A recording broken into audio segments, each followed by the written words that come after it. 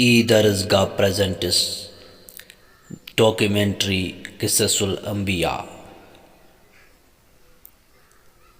The story of حضرت آدم علیہ السلام۔ یہ انسان کی اپنی کہانی ہے کہ کس طریقے سے اس زمین پر انسانیت کی ابتدا ہوئی تھی۔ ہر شخص کو یہ کہانی لازماً سننی چاہیے۔ اس کہانی کا آغاز کچھ یوں ہوتا ہے، جب اللہ تعالیٰ نے حضرت آدم علیہ السلام کو تخلیق فرمایا۔ اللہ تعالیٰ نے جب حضرت آدم علیہ السلام کو تخلیق فرمانے کا ارادہ فرمایا اور اس زمین کی کرۂ ارض کی خلافت اسے دینے کا ارادہ فرمایا تو فرشتوں کے سامنے اپنے اس تخلیقی منصوبے کا ذکر فرمایا کہ میں زمین پر ایک ایسی مخلوق کو آباد کرنے والا ہوں جس کے پاس اقتدار بھی ہوگا اور اختیار بھی ہوگا۔ اللہ میرے اللہ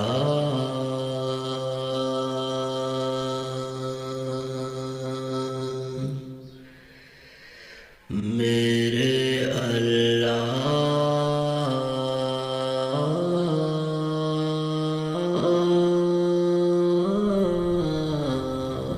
تعالیٰ نے فرشتوں سے جب یہ فرمایا تھا کہ تم آدم کو سجدہ کرو تو انہوں نے آدم علیہ السلام کے آگے سجدہ کیا، لیکن ابلیس نے سجدے سے انکار کر دیا اور یہی وہ بڑی وجہ تھی جس کی وجہ سے اس کو راندہ درگاہ کر دیا گیا تھا۔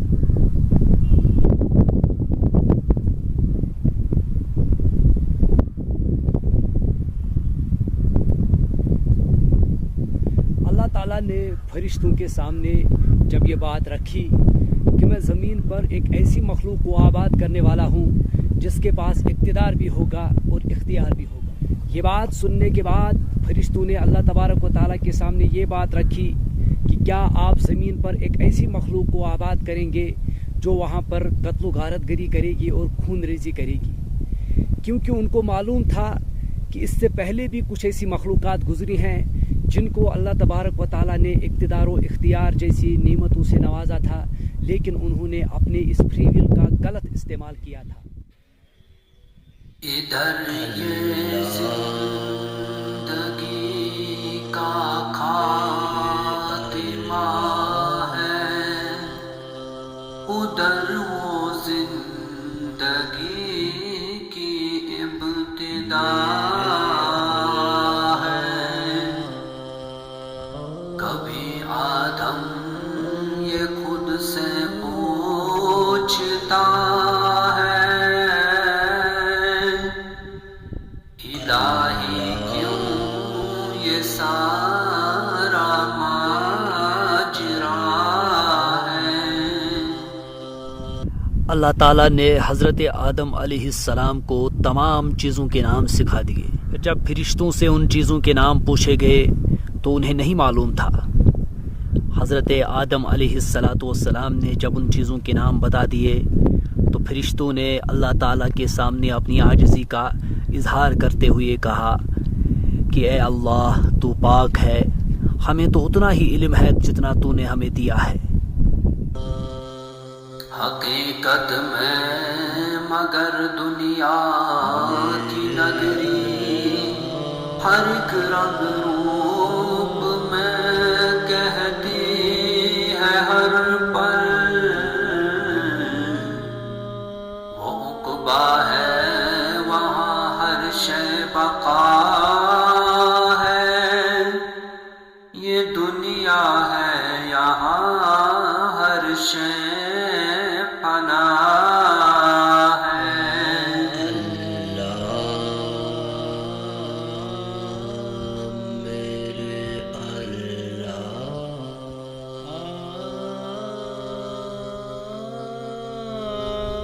یہ بات کہ آدم علیہ السلام کو اللہ تبارک و تعالیٰ نے تمام اسما کا علم عطا فرمایا تھا، اس کی کئی ساری توجیحات ہو سکتی ہیں، کئی سارے احتمالات ہو سکتے ہیں۔ ایک تو یہ کہ اللہ تعالیٰ نے حضرت آدم علیہ السلام کو تمام چیزوں کا علم کا نام، تمام چیزوں کا نام سکھایا تھا، جیسا کہ ظاہر سے معلوم ہوتا ہے. یا یہ بھی ہو سکتا ہے کہ جو فرشتوں کا وہ مکالمہ تھا اللہ تبارک و تعالیٰ کے ساتھ کہ کیا آپ زمین پر ایسی مخلوق بنانے والے ہیں جو خون ریزی برپا کرے گی اور قتل و غارت گری کرے گی. اس کے جواب میں یہ بھی ہو سکتا ہے کہ آدم علیہ السلام کو اللہ تبارک و تعالیٰ نے ایک تو تمام اسما کا علم عطا فرمایا تھا، اور انہوں نے فرشتوں کے سامنے پھر انبیاء کرام علیہم السلام کے نام بتا دیے تھے. اس طرح سے ان کو یہ جواب ملا ہوگا کہ جو بات فرشتوں نے پیش کی تھی کہ قتل و غارت گری والی اور یہ خون ریزی والی، تو ان کو یہ جواب دیا گیا کہ انسانیت میں ایسے بھی لوگ ہیں، ایسے بھی پیغمبر ہیں جو قتل و غارت گری تو کیا بالکل یعنی انسانیت کی پیک پر پہنچنے والے انسان ہیں. باقی کس چیز کا علم دیا گیا تھا، کون سی چیزیں سکھائی گئی تھی، اللہ عالم.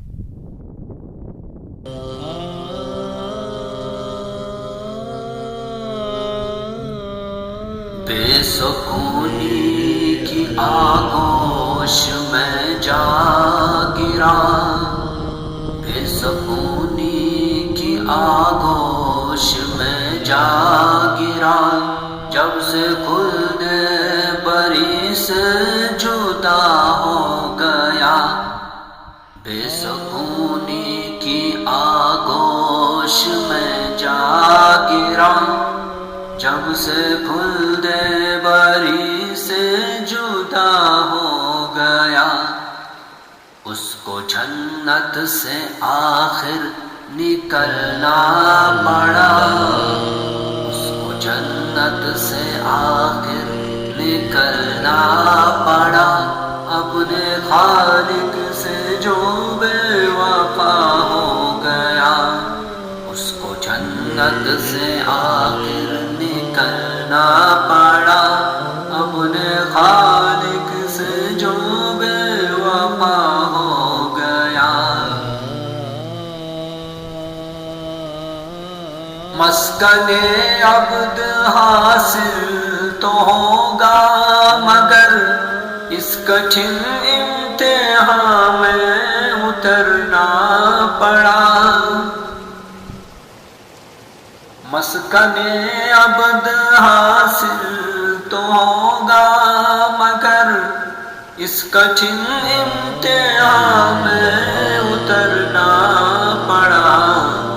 عرض دنیا پہ ہر قدم پہ ہمیں، عرض دنیا پہ ہر قدم پہ ہمیں اپنے دشمن کا ہی سامنا ہو گیا. عرض دنیا پہ ہر قدم پہ ہمیں اپنے دشمن کا ہی سامنا ہو گیا. جب سب فرشتے سجدے میں جھک گئے تو شیطان یعنی ابلیس وہ سجدے میں نہیں جھکا. اس نے اللہ تعالیٰ کے سامنے یہ آرگومنٹ پیش کیا کہ میں کیوں ایسی مخلوق کے سامنے جھکوں جسے آپ نے مٹی سے پیدا کیا ہے، حالانکہ مجھے آگ سے پیدا کیا گیا ہے. میں اس کے سامنے نہیں جھکوں گا، میں اس سے بہتر ہوں. یعنی باوجود یہ کہ اس کے پاس عبادت تھی اور اس کو اپنے عبادت کی بنا پر فرشتوں کے ساتھ رکھا گیا تھا، تکبر اس پر غالب آ گیا اور اس تکبر نے اسے اللہ تعالیٰ کے دربار سے راندے درگاہ کرا دیا. چنانچہ اللہ تعالیٰ نے اس سے کہا تم یہاں سے نکل جاؤ، تم پر میری لعنت ہے. اس نے مہلت مانگی اللہ تبارک و تعالیٰ سے، قیامت کے دن تک کے لیے زندگی کی مہلت مانگی اور ابن آدم پر اپنی قوت کی اس نے اللہ تبارک و تعالیٰ سے مہلت مانگی. اللہ تعالیٰ نے اسے قیامت تک کی زندگی دے دی اور ساتھ ساتھ اسے یہ بھی قدرت دے دی کہ وہ ابن آدم پر حملہ کرے اور اسے بہکائے اور جہنم کی راہ پر لگائے. اس واقعے کے بعد حضرت آدم علیہ السلام کو جنت میں رکھا گیا اور بعد ازاں ان کی بیوی ان کی پسلی سے نکالی گئی حضرت حوا علیہ السلام. ان سے فرمایا گیا تم دونوں جنت میں رہو، کھاؤ پیو جو چاہو کرو، لیکن ایک درخت سے ان کو منع کیا گیا کہ اس درخت کے پاس تم مت جانا جس کو شجرۃ الخلد کہتے ہیں.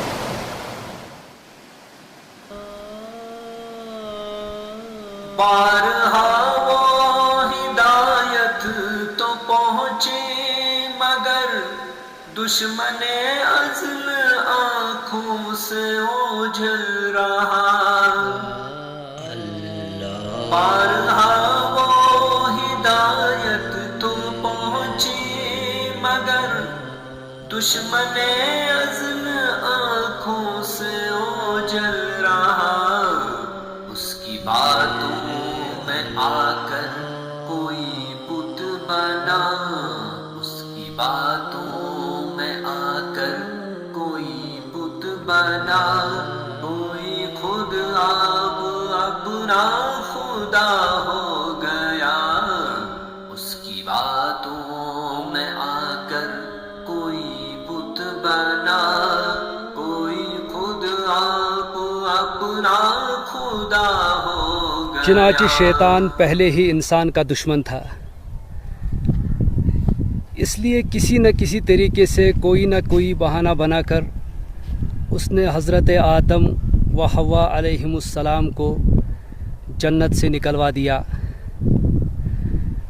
جس درخت سے انہیں منع کیا گیا تھا کسی نہ کسی طریقے سے بہلا پھسلا کر وہ ان دونوں کو اسی درخت کے پاس لے کے آیا.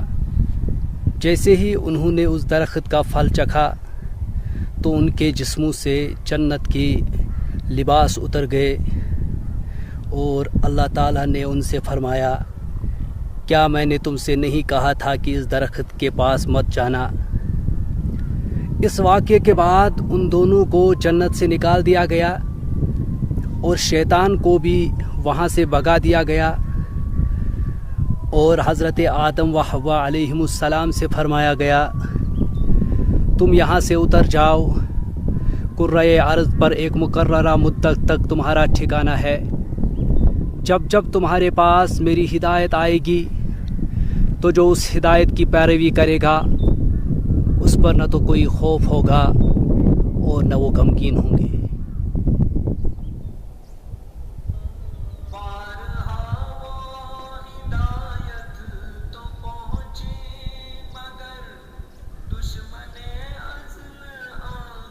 اتمام حجت کے لیے اللہ تعالیٰ نے مختلف زمانوں میں مختلف اقوام پر مختلف پیغمبروں کا نزول فرمایا تاکہ ان کے اوپر حجت قائم ہو جائے. یہ ہدایت جو اللہ تبارک و تعالیٰ کی طرف سے مختلف اقوام کے پاس پہنچی تو جس نے اس ہدایت کی پیروی کی وہ لوگ تو کامیاب ہو گئے، لیکن جس نے پیغمبروں کی اس دعوت کو رد کیا ان پر اللہ تبارک و تعالیٰ کی طرف سے عذاب نازل ہوا. اور یہ اس قوم کے ساتھ ہوا جنہوں نے پیغمبر پر ایمان نہیں لایا، اللہ تعالیٰ پر ایمان نہیں لایا.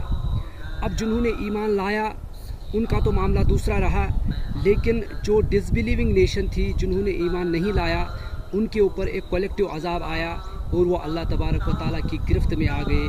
پھر ان کو بچانے والا کوئی بھی نہیں تھا.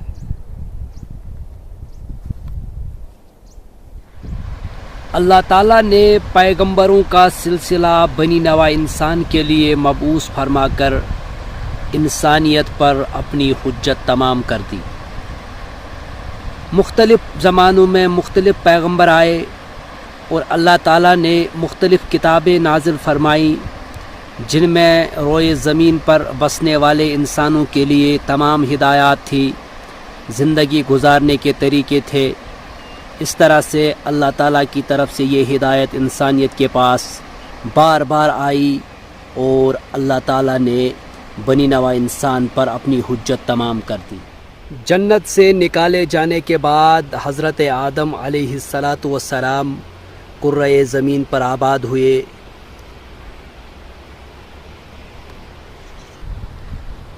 بعد ازاں ان کی ملاقات حضرت حوا علیہ السلام سے ہوئی، پھر ان کی اولادیں ہوئی اور بنی نوع انسان کی ذریت कुर्रे अर्ज़ पर फैलनी शुरू हो गई।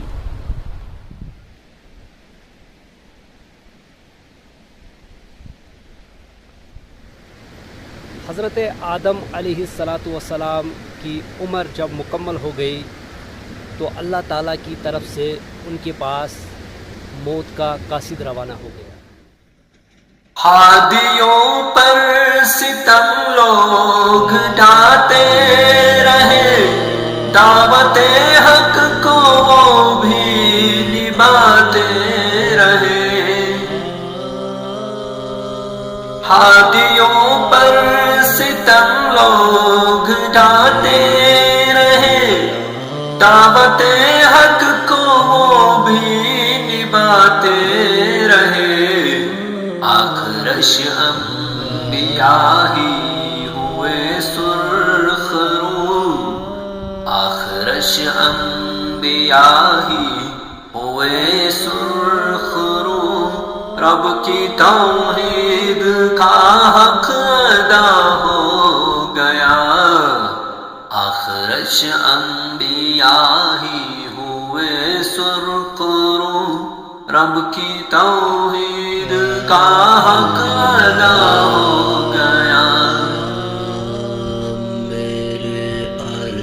4 दिन की कहानी में क्या सोचना, शाम इसकी अचानक से ढल जाएगी।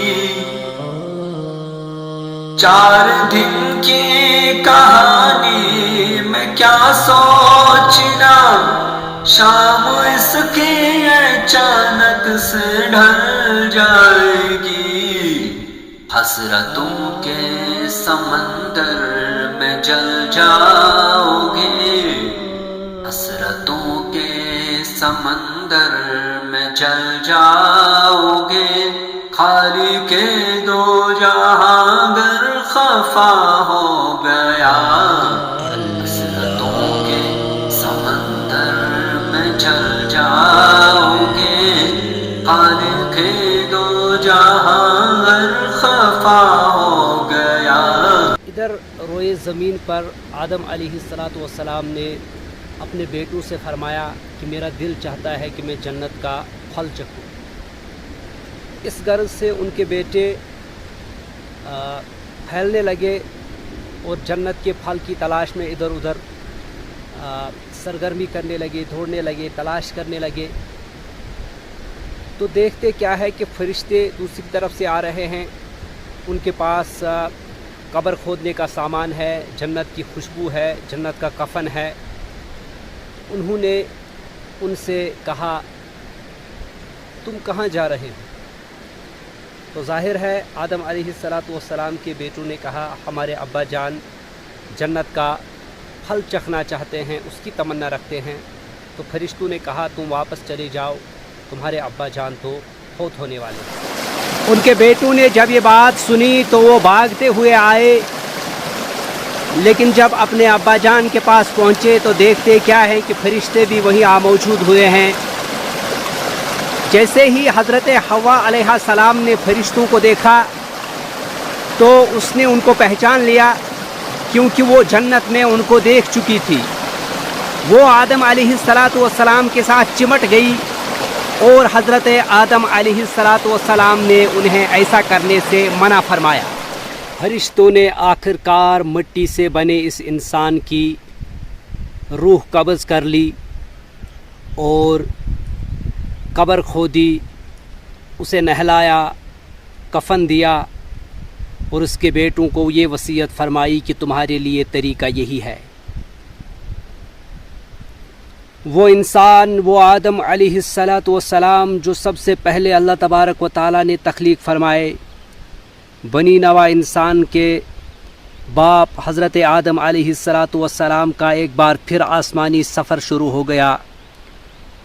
ज़मीन की चीज़, उनका जिस्म ज़मीन में ही दफन हो गई और उनकी रूह जो कि असल इंसान थी, जो आसमान से आई थी, उसका सफ़र एक बार फिर आसमान की तरफ शुरू हो गया, जन्नत की तरफ शुरू हो गया, जहाँ से उनको निकाला गया था।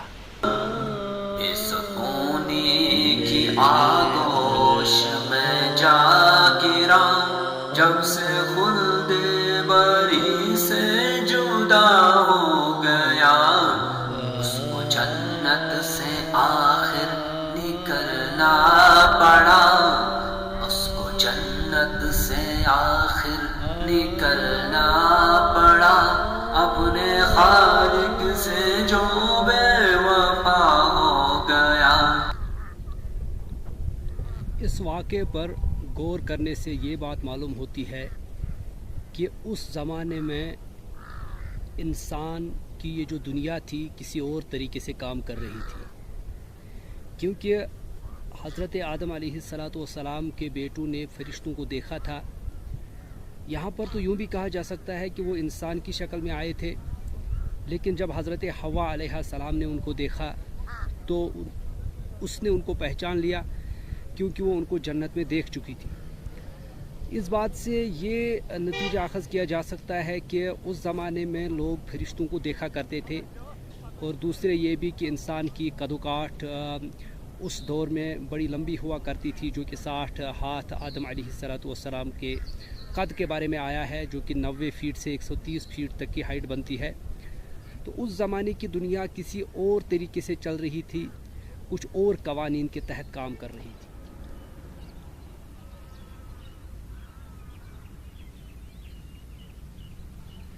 جب حضرت آدم علیہ السلام کی موت کا وقت قریب آ گیا تو اس نے اپنے بیٹوں سے یہ فرمایا، اور خاص طور سے اس بات کی تلقین کی کہ دنیا میں ایک بہت بڑا سیلاب آنے والا ہے۔ اس خونی کی آغوش میں جا گرا، جب سے خلد بری سے جدا ہو گیا، اس کو جنت سے آخر نکلنا پڑا، اس کو جنت سے آخر نکلنا پڑا، اپنے خالق سے جو بے وفا ہو گیا، اپنے خالق سے جو بے وفا ہو گیا، اپنے خالق سے جو بے وفا ہو گیا۔ میرے اللہ